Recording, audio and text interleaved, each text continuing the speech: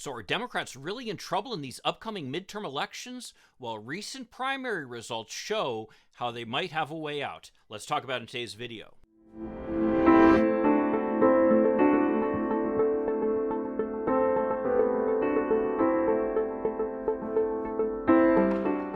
Hi, I'm Mike Greiner. I'm a lifelong Democratic activist who's concerned about the direction our country is taking. I'm also a lawyer and an academic, and I'm here to help you stand up to the BS of the MAGA crowd.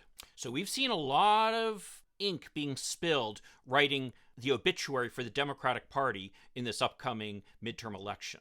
And certainly, we've got a tough road to hoe. I mean, history is not on our side. The party in power always suffers, and certainly the Republicans have done everything they can in gerrymandering to give themselves some advantages. What's more is the relentless drumbeat from Fox News has helped raise at least some questions in people's minds about the competency of the Biden administration, who overall have done a pretty good job managing multiple crises. None of which, by the way, are self-created, the way all of the crises were that Donald Trump was involved in, with the exception of COVID. But if we look at the primary results of the Republican primaries in two critical states, Pennsylvania and Georgia, we can see that maybe all hope is not lost for the Democrats. I mean, these two states are absolute must-win states for the Republicans. If Democrat Raphael Warnock is able to hold on to the U.S. Senate seat there, and Democrat Stacey Abrams takes the governorship, well, that would pretty much doom the chances of the Republicans to take the U.S. Senate, and really stand in the way of their efforts in the next election to try to steal the election. Similarly, in Pennsylvania, you've got a Republican seat where the incumbent is retiring, and you've got a Democrat coming out with enormous support from the primary election, really moving forward with a lot of momentum going toward the general. And if the Republicans take that seat from the Republicans, well, it's going to be even harder for the Republicans then to try to take control of the U.S. Senate.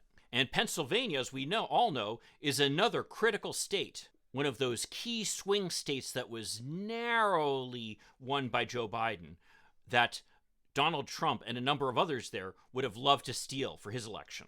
So having a Democratic governor there will also stand in the way of Republican efforts to steal the next presidential election. So these are two really critical states.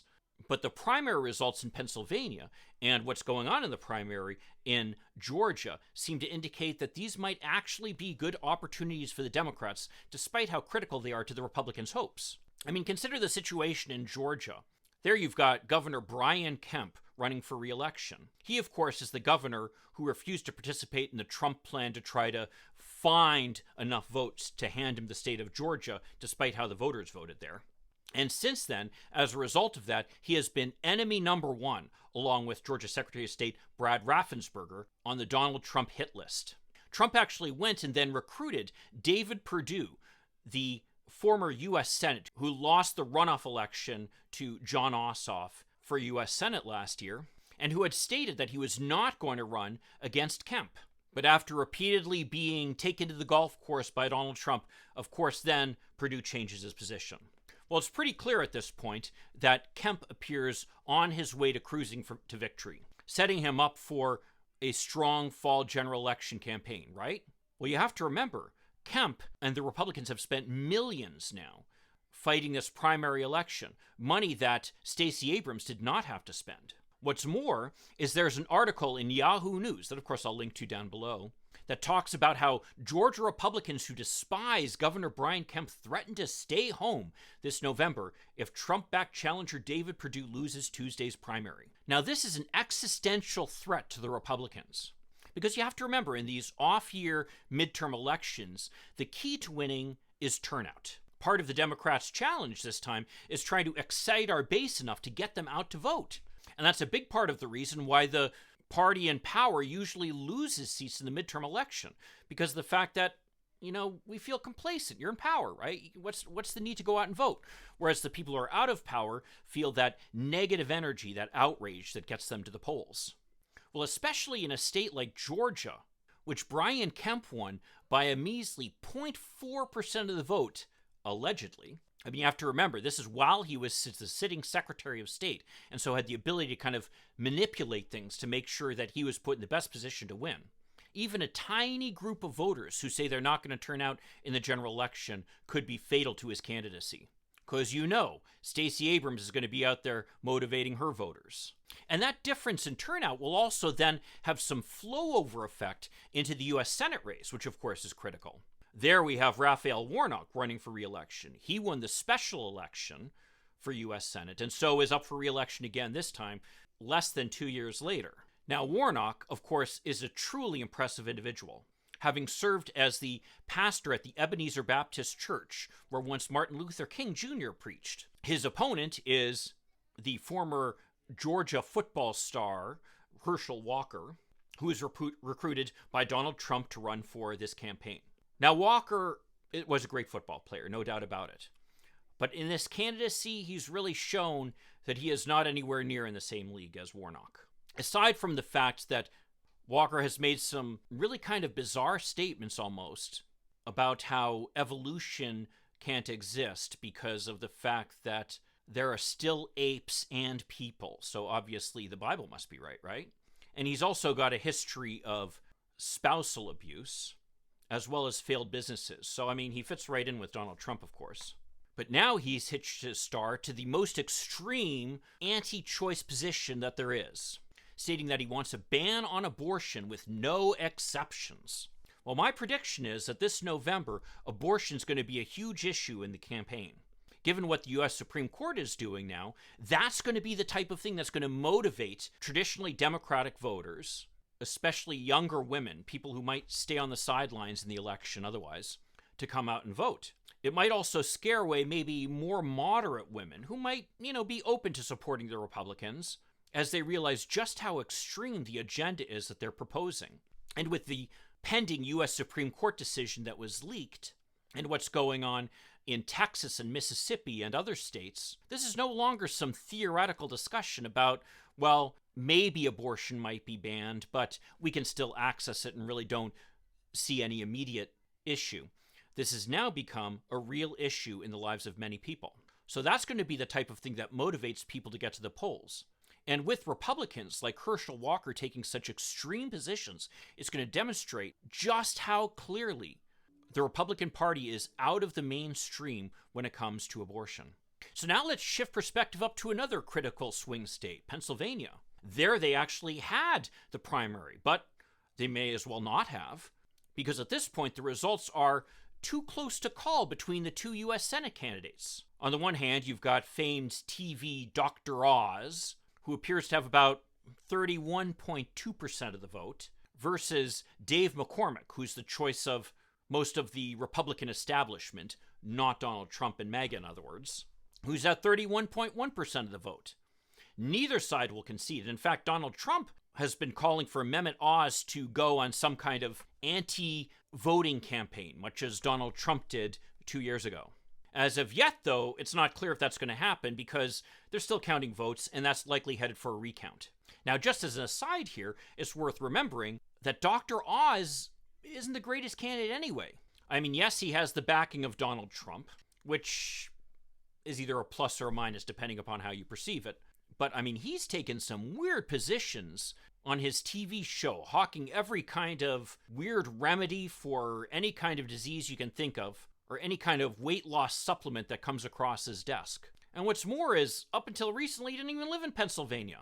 So contrast this situation with an undecided, very expensive, very brutal Republican primary with what happened in the Democratic primary, where the Democratic Lieutenant Governor, John Fetterman, cruised to a victory. Fetterman, in my opinion, is one of the most interesting Democratic candidates out there. Having been a small-town mayor in Pennsylvania before serving as lieutenant governor, and with his shaved head, his hoodies and shorts when he's out campaigning, and his plain-spoken style, he's a guy who can actually appeal to the working-class voters who have been kind of turning their backs on Democrats over the past few years, and who make up a pretty substantial portion of the Pennsylvania electorate. This guy, too, is somebody who's a true progressive, and who I'm pretty sure would be on board with doing the kind of things we need to get done in the Senate to pass things like voting rights legislation or the Build Back Better agenda. So we have Democrats unified behind a very attractive candidate versus Republicans still divided, can't settle between two candidates, one of whom is Trump-backed and appears like he's going to win, but is really not that attractive a candidate in many ways. And let's add in one more dynamic then for the U.S. Senate primary in Pennsylvania, and that is that the Republicans had a third candidate, Kathy Barnett, who was surging toward the end of the campaign there, or at least so people thought. Barnett came in third place with 24.7% of the vote, and as a result was basically and also ran. Now, she seemed to be surging because, again, she had kind of a similar plain-spoken style, albeit on the right. But her disadvantage, as far as Republicans were concerned, is, well, she's a black woman. God forbid they nominate anybody like that. So I think this is just one more example how there is no place at the Republican table for black people or for women. Now, let's go to the last race I want to talk about, which is the governor's race in Pennsylvania. And that's notable because of the fact that the Center for Politics at the University of Virginia, where political prognosticator Larry Sabato will rate different races based upon whether he believes the Republican or the Democratic candidate is more likely to win, moved that race from toss-up to lean Democratic. Why did he do that? Well, he did it because of the Republican candidate who won the race, Doug Mastriano. Mastriano is a Trump true believer who actually tried to introduce a Trump slate of electors into the Pennsylvania State Senate, and who signed his name to the petition to the Supreme Court to basically overturn the vote in Pennsylvania, and who appears to have actually participated in the protests on January 6th. This guy is as extreme as they come. Contrast this again with a unified Democratic Party behind State Attorney General Josh Shapiro, who is an extremely attractive candidate, and who has actually been kind of unofficially running for governor for some time there.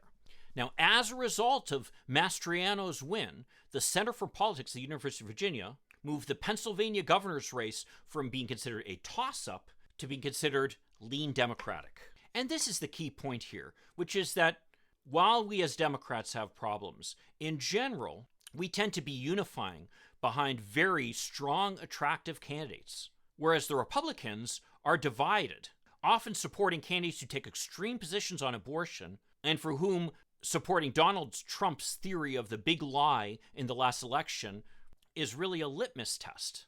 This is where Donald Trump becomes really a big-time problem for Republicans. Because on the one hand, Republicans want to focus on the next election. They want to focus on the future. They want to focus on the issues that really matter to the voters. Like, let's face it, inflation, which is a problem right now. But Donald Trump keeps bringing them back, insisting that they focus on his conspiracy theory of the last election, making them both more likely to win the primary election and less likely to win the general election. Or, if Donald Trump's candidate doesn't win the primary election, then putting them into a position where you're going to have Republicans who don't want to turn out to vote for their nominee. So yes, do Democrats have a tough road to hoe in this upcoming midterm election? For sure. But we have certain advantages, the primary one of which is that we don't have Donald Trump in our party. And that's one thing we should be grateful for. Well, if you want to see another video where I analyze this upcoming election, why don't you check out this one over here. Although I have concerns, I do think that all hope is not lost for the Democrats in this upcoming midterm. I'll see you then. In the meantime, let's hope for continued progress. Thank you.